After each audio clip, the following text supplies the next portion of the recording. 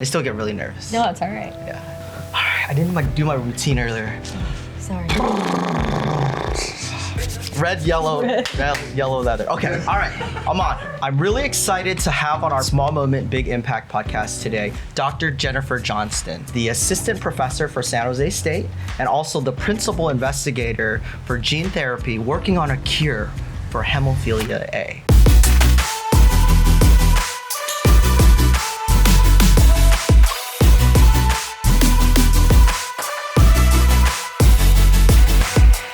So I'm really excited, and I feel as though there's so much to learn from you just about what you're doing and the effects that it will have on just everyone globally who is who has this type of illness, Hemophilia A. And I'm just inspired by your story from what we've got to learn together prior to just shooting the podcast and how you've just 14 years into it now. So kind of share with us a little bit, what got you started in or interested or inspired about gene therapy?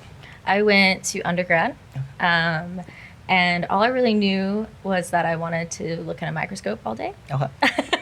That's pretty much what I figured out from high school, that I really liked the small stuff that happened and being able to see it bigger. And so I got my degree in genetic engineering. And took a genetics class with a professor by the name of Dr. David Duvernell. And as I was in my senior year, I was staring at graduation, having no idea what would happen next. I was a first-generation college student and didn't really know what type of jobs were available to someone with a degree in biology. And so I was really just kind of sitting in the hallway, and this professor passed by me and said, "Have you considered a master's degree? You should think about working in my lab." And honestly, I had no other opportunities available at the time, and it just seemed like a good thing to walk through. Wow. So I took a leap and walked through that open door, and it changed everything. Wow. So just circling back to what you said about your first one in your family to actually go to college. How was that experience of application at all?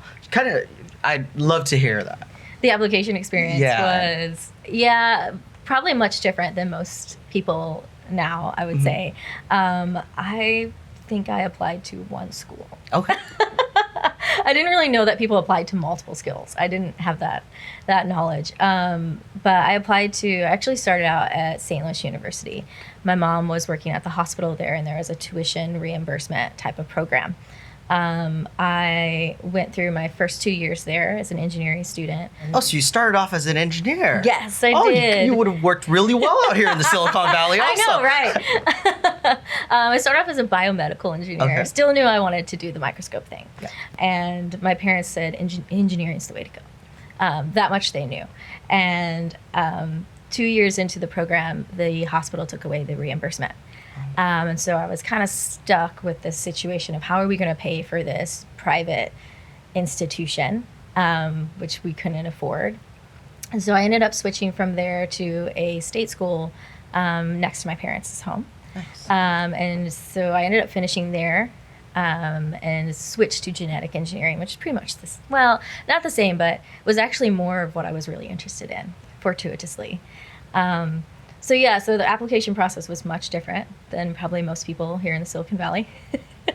I took the ACT once, didn't even know that people took it more than once, didn't know that they took prep classes for that. And then got into the schools and just kind of sort of made my way through. So you went at it almost like a lone ranger. Yes. Into the field of, okay, this is application, this is what I want to do, or at least this is what I think I want to do, to now fast forward 14 years later, you're working on a cure for Hemophilia A. It's crazy. So now, being in the industry for 14 years and now at San Jose State, how was the transition from after your bachelor's to getting your doctorate and just the road that way? Yeah, so the transition.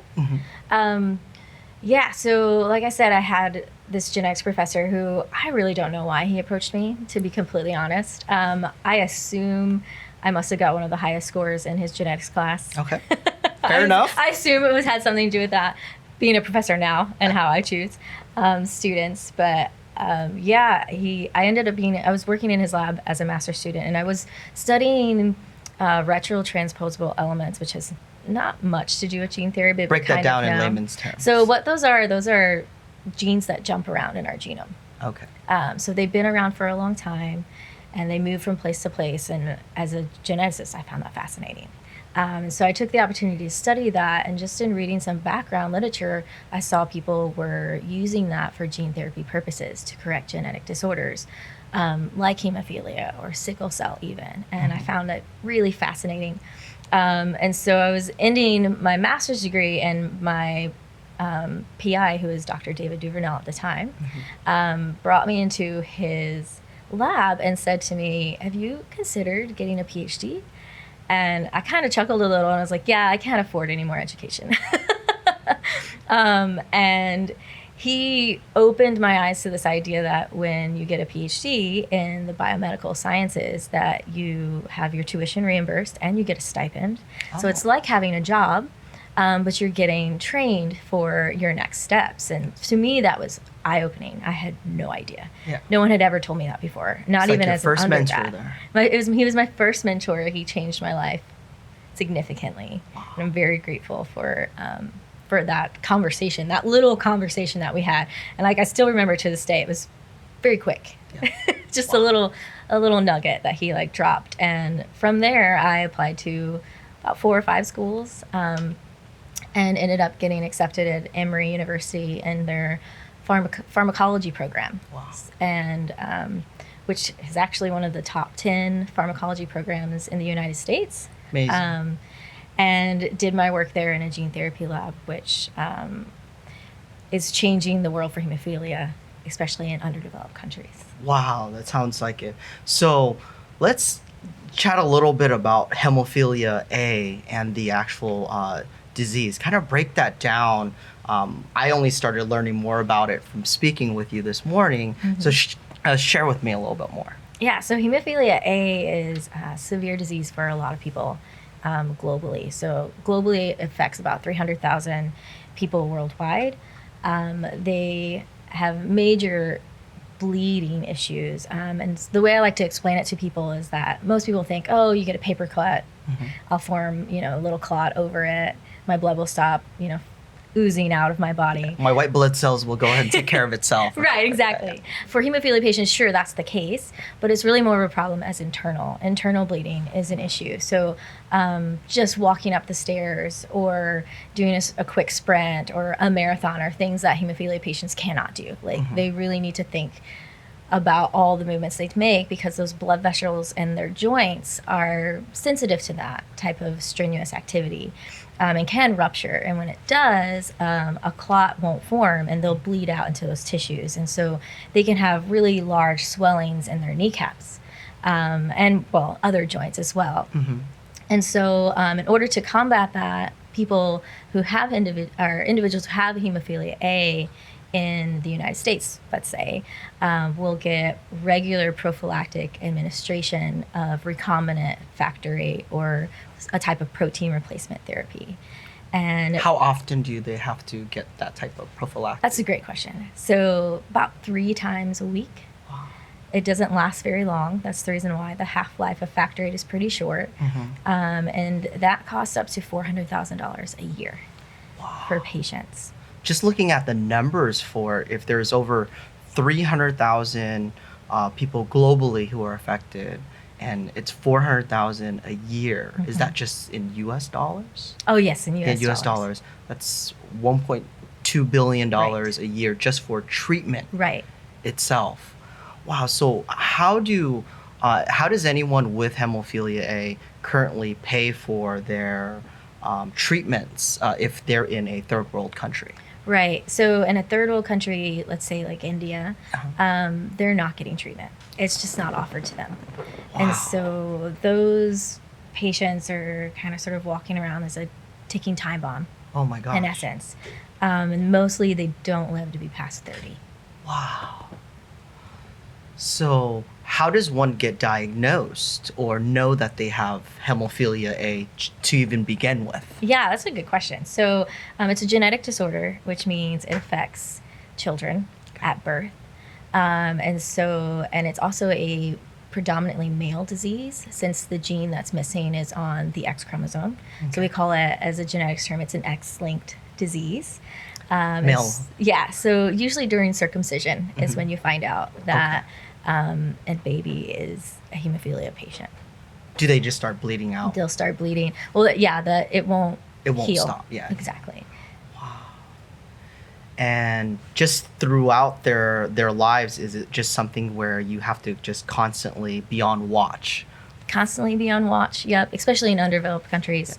Yeah. And then here in the United States, they would go to the hospital every week. Wow. And get injections. That is a very difficult and challenging life just to live. It is. So what you're working on now is a cure for hemophilia A. I'm a parent. I have 3 kids. So just hearing that it can affect a child all the way until their 30s, it's almost unimaginable. Just the type of care and sacrifices and everything in order to do so. Because I was just talking with Big Man this morning, our media, is his daughter is sick, and how much time you have to put onto a child or work with a child as they're sick and getting better. But for someone who has a severe illness for the rest of their lives, that is just, so what you're working on it's amazing. And so how far along are you with the cure itself? Sure. So I wanted to mention, besides being in underdeveloped countries, about 30% of hemophilia patients, even here in the United States, actually their body sees their treatment as a foreign protein. Okay. And they'll develop what we call inhibitors, or their white blood cells, or their immune system will see that and say, oh, that's weird, that's not yours, and we'll look at it as a pathogen. And so then they have no treatment whatsoever. And so currently what I'm doing is I'm using these things known as CRISPRs, which stands for clustered, regularly interspersed palindromic repeats. Which Say that one more time. Crazy. So they're CRISPRs, clustered, regularly interspaced palindromic repeats. And those were actually identified out here in the Bay Area at UC Berkeley. And what they are is they are a natural immunity that bacteria have to viruses that affect bacteria. And what it does is they're basically, in short, molecular scissors. And we've came up with ways in which you can target these scissors to specific locations in the genome. And so the idea is I can make a cut in the genome, and our body repairs cuts every day. So just radiation from the sun, UV rays, that can actually cause some breaks in the genome, and so our body already knows how to fix it. And so if I have this molecular scissor and I create a break in a specific location, my body knows how to fix that. And one of the ways it fixes it is through this process known as homologous recombination. And so what it does is it looks for regions in the genome that are similar, and it says, oh, my cut right here looks just like this other piece. And so it'll kind of sort of paste that in. And so what we're doing is we're trying to hijack that process. And so we're putting factor VIII, which is a gene that is missing in hemophilia patients, and surrounding it with regions that are similar, or regions of homology, and that will flip in and be repaired by this endogenous pathway. Wow, so it's almost like a hack. Exactly. In a sense, we're little right? Genome hackers. Yeah, there you go. There's computer hackers, and there's genome. That's amazing. So how far along are you with it? Is there currently clinical studies going on right now? So there are other clinical studies. With my work, we're doing what I like to call preclinical studies. So factor VIII is normally the protein from the liver, and that is not really the technology is not there to actually target the liver yet. Why is that? Well, just it's a bit invasive. Oh yeah, I can to target the liver. Yeah. The liver does a lot of things that are important to your body. So until we kind of get over those hurdles technologically and clinically, it's not really possible. Yeah. So Highly invasive. Yes, highly invasive for these individuals who are already experiencing severe depression and quality of life. Yeah. So what we're planning to do is we're planning to take cells out of the patient's body, specifically a stem cell or a hematopoietic stem cell that actually sits in our bones. Okay. And people take these out all the time. So for patients who have leukemia, that's those cells are actually problematic for them. So we know how to remove them from a patient, Okay. and then we know how to give them a transplant from somebody else.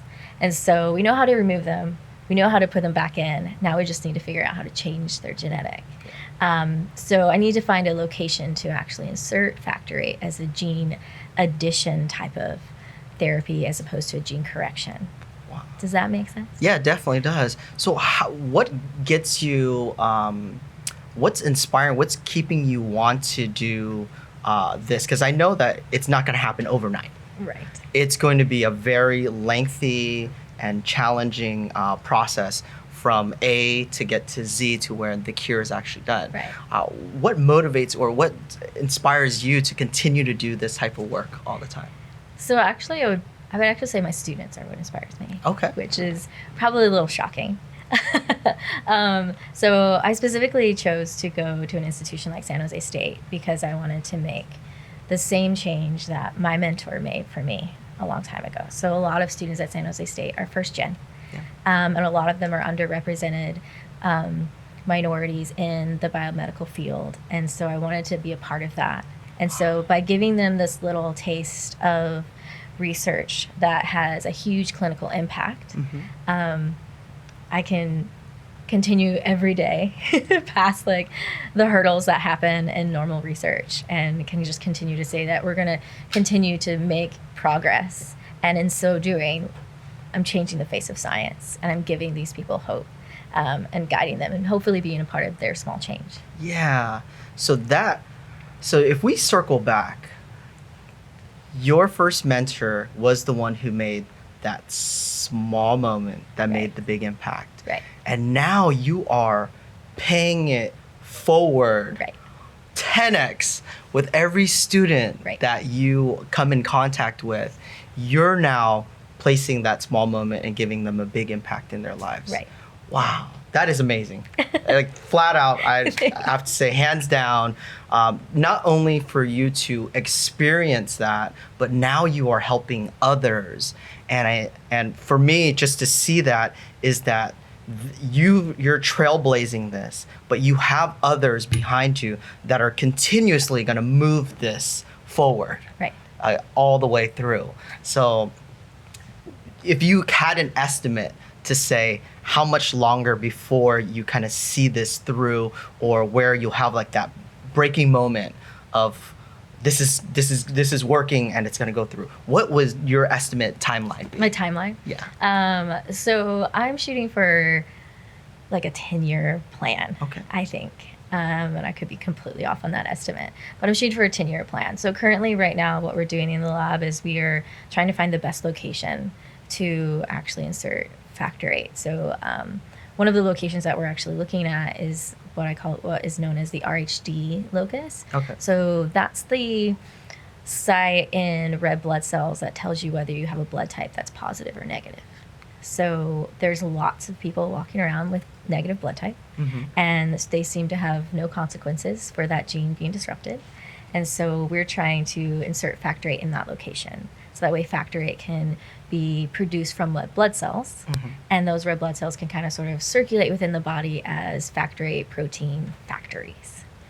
And so we're trying to, right now, currently prove that that is a good location. We're doing it in primary cell lines, and then we'll do so in the hematopoietic stem cell, and then we'll move on to a clinical trial to do that in patients, which takes a little bit of time because you got to go through phase 1, which is more safety, than phase 2, which would be efficacy, and that needs to go out a couple of years before you can guarantee that it's safe and effective for your patient.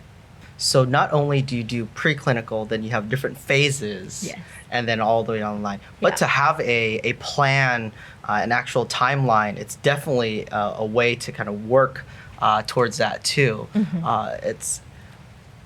just so much learning on this here. So if you have you ever come across someone specifically that had hemophilia A in your studies or understudies? Yeah. So we usually, as scientists, we tend to disconnect ourselves from patients. It makes us a little bit more emotionally connected, and it can be actually quite hard to stay positive in a lot of ways. But after Emory, I went to Stanford for my postdoc. And I was a postdoctoral fellow there. And during my time there was actually a physician at Stanford University who had hemophilia, who was studying cancer, actually. And he happened to pass while I was there. And it was quite a story that emotionally disturbed me, having been someone who was trying to find a cure for that. And he passed at quite a young age. I believe he was like in his late 30s. So that was like the first real emotional connection I had. Even though I didn't know him personally, I just knew that he worked in a building steps away from where I was every day. And it was difficult to know that I wasn't able to help change that life. But it probably gets you going further to continue what you're doing, even Right. though it's a lengthy process. Right. I can see why you don't want to get emotionally attached to patients, because it would definitely affect. Like in my industry, in real estate, it's an extremely emotional type of transaction or life turning point when someone Yeah. buys their home, Yeah. or they've lived in their home for 35 years and their kids are now left off in college or all married and they're just empty nesters. It's a huge emotional process, but for us, we're there as their advocates to kind of just walk them through the steps and everything. With your line of work there and the cure and everything that you're working with in gene therapy, I can see that, if you had personal relationships with patients, then that could definitely skew. Right. And it could skew the way you look at the data, things in your height, because you wanted to move it faster. You could want something to look more positive than it actually is. Yeah. And so you could have to keep yourself distance in order to remain ethical in many ways. Yeah. Wow. So how do you do it? How do you put that divide and say, okay, this is Dr. Jennifer Johnston over here. I don't, but you still read, I'm pretty sure, about all these cases. How do you do it? How do you split How do I keep myself distant? Yeah. Well, I work in the lab a lot. Okay. White coat in the lab. Exactly. Yeah. So I just keep myself secluded. Yeah. So I would say at least it's much easier at San Jose State because we're not actually associated with a medical facility. Yes. Whereas at Emory, I was working in the lab, it was right next door to the pediatric hospital. And at Stanford, it was right next door to the pediatric facilities. And so it was a lot harder to disconnect because I would eat my lunch in the pediatric cafeterias. And so it was harder to not think who in here potentially needs my help.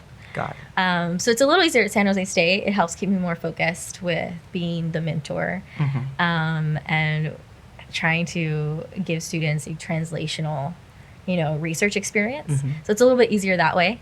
But yeah, does that answer your question? And within mentorship with your students, kind of break that down from how, when you initially just meet a student, and what type of mentorship you're passing along to them other than just being their professor. Yeah, so I'm still getting the hang of that. Okay. What I'm learning is that each student is different. Yes. And each student comes to me with like a different idea of what they want to do. So at first, I usually try to figure out what it is their strength is, and then highlight that strength in some way. So that way they can build some confidence. Because I think most students, when they're starting into a research lab, it's intimidating, it's scary. There's a lot of things in there they don't understand. And so like fear kind of keeps them from making that first step. So I try to first find out what they're good at and then instill some confidence in that by if they do a technique well, I give them the opportunity and I say, hey, why don't you share what you did with this person? And that kind of sort of just builds a little confidence in them. Nice. And then when they make a mistake, because they're going to, that's part of the process. I've made my fair share of mistakes. Yeah, we learn from our mistakes. Exactly. I asked them, like, immediately following, I asked them, so what'd you learn from this experience? Like, what will you never do again? Yeah. And they'll say, well, I'll never do, and then usually I tell them, share that with someone. So that way someone else can learn from your mistake. Exactly. Because if you made it, think about it. Someone else is going to do the exact same thing. So that's usually how I go about the mentoring process. Wow. And then also by sharing with them my experience. I think what I went through and how I started at a very similar institution. Southern Illinois is very similar to San Jose State. And let them realize that you can go from here and you can end up at places like Stanford. Like, that is totally possible. Mm-hmm. And just letting them know, dream big. Yeah. And the sky's the limit. Yep. They always say, I have this quote, impossible just takes a little longer.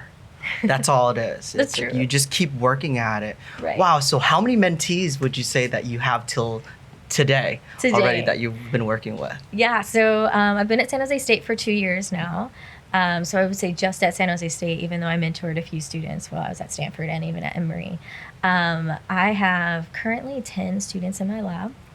I have, which range from undergrad, brand new, starting off like sophomores, to master's level students. So it's pretty exciting. For the most part. There's a range of students and a range of motivations. And you're creating all sorts of experiences for them at the same time. Yep.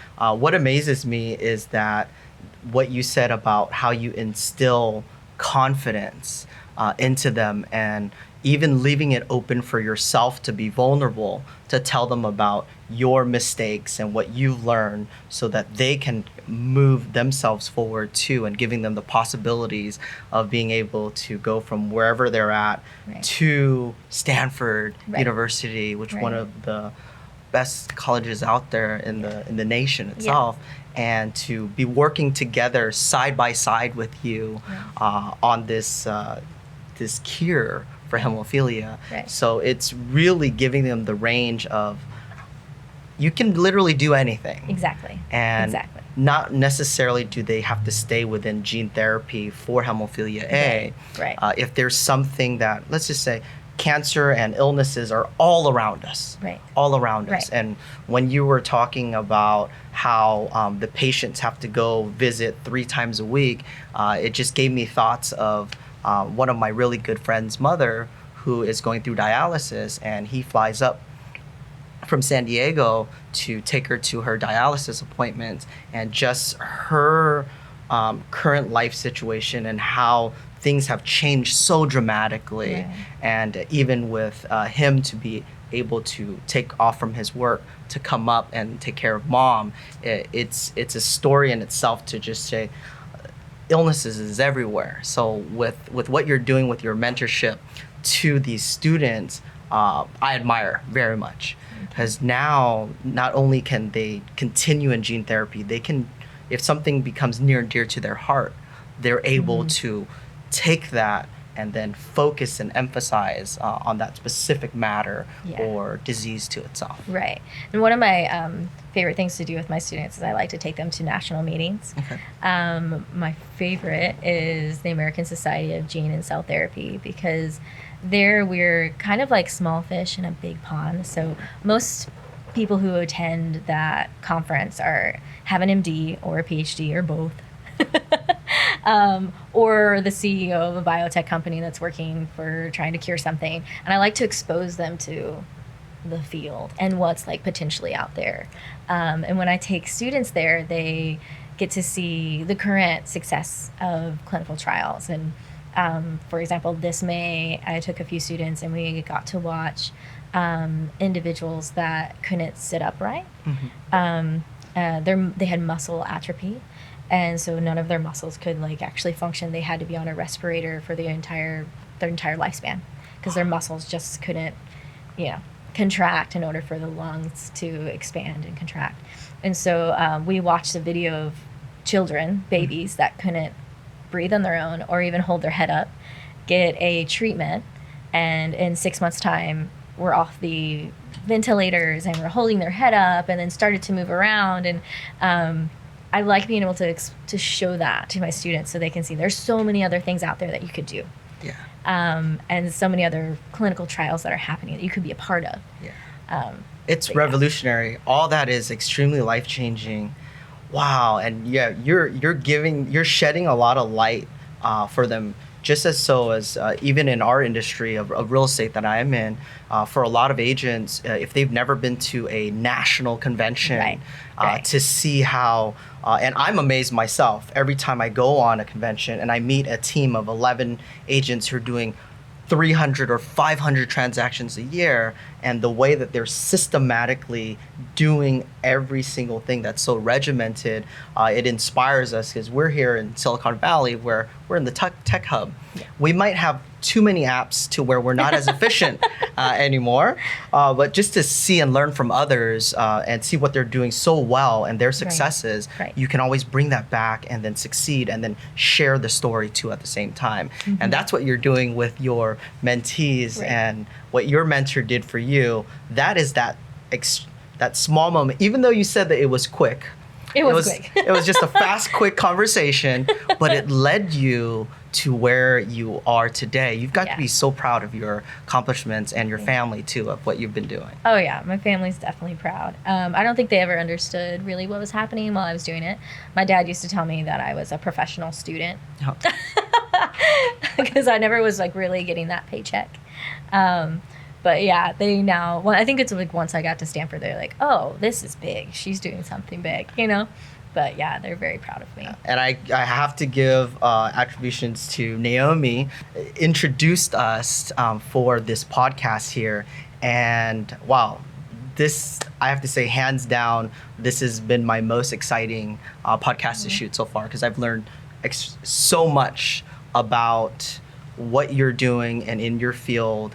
And potentially, now I'm going to follow you to see how this all pans out, because I'd love to see 10 years, a decade from now, or if it takes longer, 2 decades, that's fine. You know, we're still young. We have time.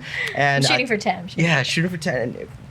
And once all that goes through, that it would be amazing. Yes. 300,000 people could have a cure to where they no longer have to live their lives knowing that they have to go to the hospital or for treatment all the time. Right. That's definitely a huge motivation for you. It is. It really is. Well, any last inspirational quotes or anything that you'd like to say to our audience? I know you are mentoring 10 students right now and just giving them your all. Anything that you could share with our audience? I think I would say that it's going to be hard. If it was easy, everyone would do it. So push past any kind of misfortune or hurdles that you might experience and keep your eye on the prize. Yeah. Because it's totally worth it in the end. Yeah. Awesome. Well, thank you so much for being on Small Moment, Big Impact. Really appreciate it. Thanks.